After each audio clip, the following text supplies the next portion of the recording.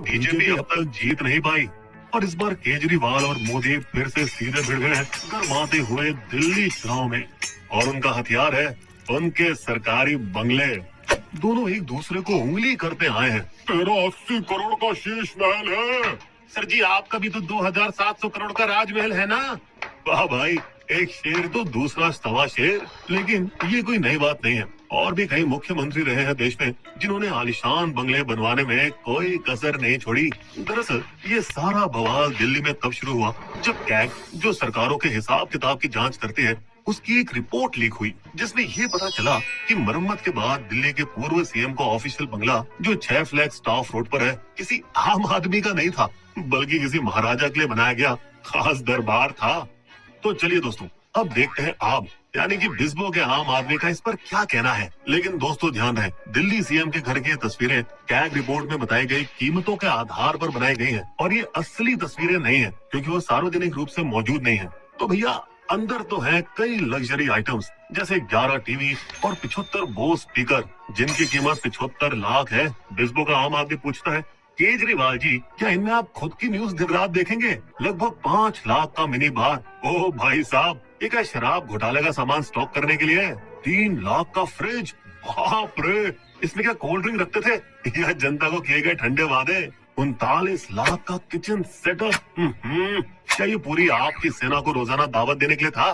2 steam oven 6.5 lakh के, जैसे कि एक कम पड़ा था सारे कंट्रोवर्सी को पकाने के लिए।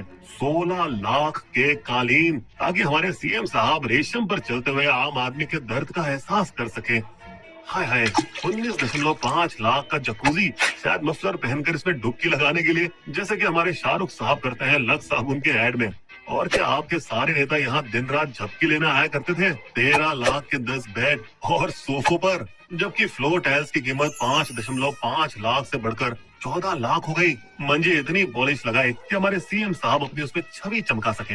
आखिर में 96 लाख के पर्दे, यार क्या ये खिड़कियां ढकने के लिए थे या हम जैसे टैक्सपेयरों से ये महंगी सच्चाई छिपाने के लिए? दोस्तों ये सब तो देख के लगता है कि केजरीवाल जी की पक्का हो गई बल्ले बल्ले। लेकिन कैग की रिपोर्ट के मुताबिक घपला तो और काफी था क्योंकि 2020 में बंगले की मरम्मत पर 7 करोड़ खर्च होने वाले थे, पर काम पूरा होते होते 33 करोड़ हो गए, यानी कि 342% ज्यादा। हालांकि ये हमारी बीजेपी के 75 से 80 करोड़ के दावों से तो कमी है। और वैसे जो बीजेपी ने कहा कि अंदर गोल्डन टॉयलेट है, वो दरअसल गलत था क्योंकि कैग की रिपोर्ट में इसका जिक्र नहीं है। फिर बजट बढ़ा किस लिए? इसकी वजह थी क्योंकि ढंग से दस्तावेज नहीं रखे गए, जल्दबाजी में कॉन्ट्रैक्टर चुने गए, एरिया 36% तक बढ़ाया गया, महंगा मटेरियल का इस्तेमाल किया गया जिसमें 1.4 करोड़ का एक्स्ट्रा खर्च हुआ। कैग की जांच दरअसल 2 साल पहले शुरू हुई थी जब बीजेपी नहीं बल्कि कांग्रेस नेता अजय माकन ने यह मामला एलजी के सामने उठाया था, जिसने गृह मंत्रालय को उंगली की और उसने कैग को जिम्मा सौंप दिया।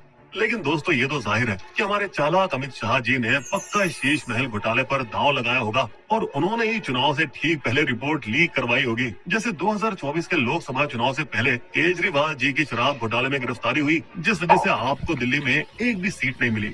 लेकिन उस घोटाले का असर जनता पर फीका हो गया वैसे, खासकर सभी आप नेताओं को उस केस में जमानत मिलने के बाद।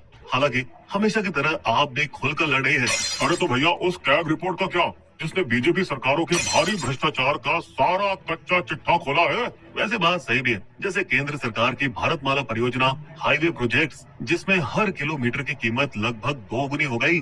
वहीं एमपी में आ जाइए तो take home ration THR scheme में 428 करोड़ का घोटाला पकड़ा गया, जिसमें नकली लाभार्थी सामने आए थे।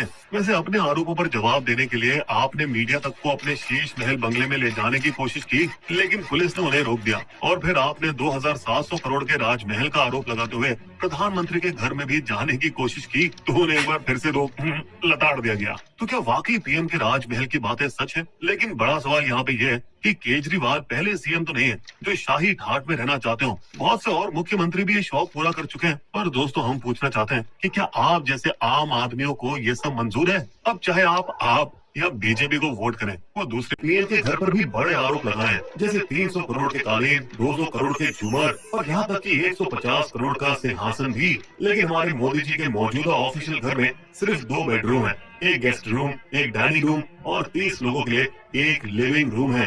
हालांकि पीएम का अभी भी एक नया घर बन रहा है जो भव्य सेंट्रल विस्टा प्रोजेक्ट का एक हिस्सा है। वो 10 मंजिला इमारत में बनेगा जिसके लिए करीब 467 करोड़ रुपए खर्च होंगे, जिसमें होगा एक home office, indoor sports facility, staff quarters, bodyguards का ऑफिस और सेवा सदन। साथ ही घर से पीएम ऑफिस और नए संसद भवन तक जाने के लिए एक वीआईपी सुरंग भी बनेगी जो शायद आज के आधुनिक समय में जरूरी भी है। वैसे हमारे पीएम ने भी महंगे शौक रखने की झलक तो दिखाई है, जैसे 10 लाख का सूट, 1.4 लाख के सनग्लासेस और 1.3 लाख की मोवाडो घड़ी। पर हमारे मोदी साहब इन सारी बातों से बच निकलते हैं क्योंकि वो भारत की शान का प्रतिनिधित्व करते हैं और जनता में उनकी छवि एक राजा जैसी है। पर वही हमारे केजरीवाल जी खुद के बनाई हुई आम आदमी वाली छवि में बुरे फंसे जा रहे हैं। वैसे जब केजरीवाल की तरह तेलंगाना के केसीआर भी सत्ता में आए थे तो दोस्तों बता दें कि उनको वास्तु में इतना भरोसा था कि उन्होंने बिना एक पैसे की शर्म करे आईएएस अफसरों की एक बिल्डिंग तोड़वा दी और हैदराबाद में 9 एकड़ जमीन खाली करवाई अपने नए आलीशान बंगले के लिए,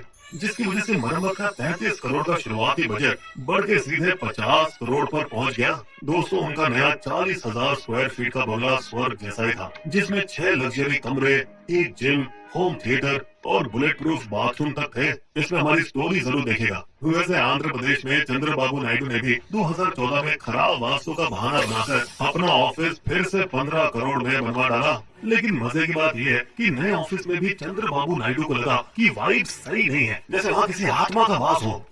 इसलिए हमारे नायडू जी ने 20 करोड़ का खर्चा करके दूसरी बिल्डिंग में 2 फ्लोर फिर से बनवा लिए। फिर जब जगन मोहन रेड्डी से बने तो उनके भी दिमाग में कुछ ऐसी ही सोच आई, लेकिन पब्लिक के पैसों का घपला के आरोप लगने पर उनका ये प्लान फेल हो गया। बता दें कि बीजेपी की हरियाणा सरकार ने भी 15 करोड़ रकम की मंजूरी दी सीएम के घर और मंत्रियों के दफ्तरों को मरम्मत करा के उन्हें मजा देने के लिए। वैसे मजे तो हमारे शिवराज सिंह चौहान ने भी काफी लूटे हैं, अपने बंगले की सजावट के लिए 3 करोड़ खर्च करके और ऊपर से 22 करोड़ और उड़ा दिए अपने ऑफिस और पार्किंग एरिया को नया रूप देने के लिए।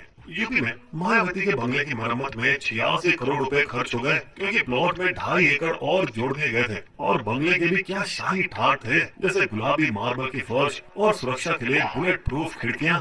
और जब अखिलेश यादव जी सीएम बने थे तो उनके बंगले पर भी तो 4.5 करोड़ की मरम्मत कराई गई थी। अब योगी आदित्यनाथ जिस बंगले में रहते हैं उसकी सुरक्षा के लिए 21 करोड़ का अपग्रेड होने वाला है, जबकि पिछले साल ही 25 करोड़ रुपए इसी काम के लिए खर्च हो चुके हैं। बताइए। चलिए आखिरकार वापस आते हैं कैग की रिपोर्ट पर। तो 21वीं सदी का उनका सबसे बड़ा खुलासा था 2G घोटाला, जिसने मनमोहन सिंह की यूपीए सरकार को गिरा दिया था। हालांकि दशकों बाद कोर्ट ने इसे पूरी तरह से खारिज कर दिया था। तो दोस्तों बिना किसी शक्ति और रिपोर्ट पेश करने की समय सीमा के बिना जो ये कैग है वो एक बेदांत का शेर जैसा है जिसका फायदा आपने उठाया, जैसे दिल्ली में शराब सप्लाई, वायु प्रदूषण और जैसे दिल्ली ट्रांसपोर्ट कॉर्पोरेशन की रिपोर्ट उन्होंने विधानसभा में पेश ही नहीं होने दी। अब आप और बीजेपी की इस लड़ाई के बीच असलियत ये है कि वो कांग्रेस है जो चुनाव में आपका वोट काट कर बीजेपी को फायदा पहुंचा सकती है। और जहां तक लग्जरी बंगले की बात है तो दोस्तों एक कहावत याद आती है कि हमाम में सब नंगे हैं, यानी टैक्स पेयर्स के पैसे की बर्बादी में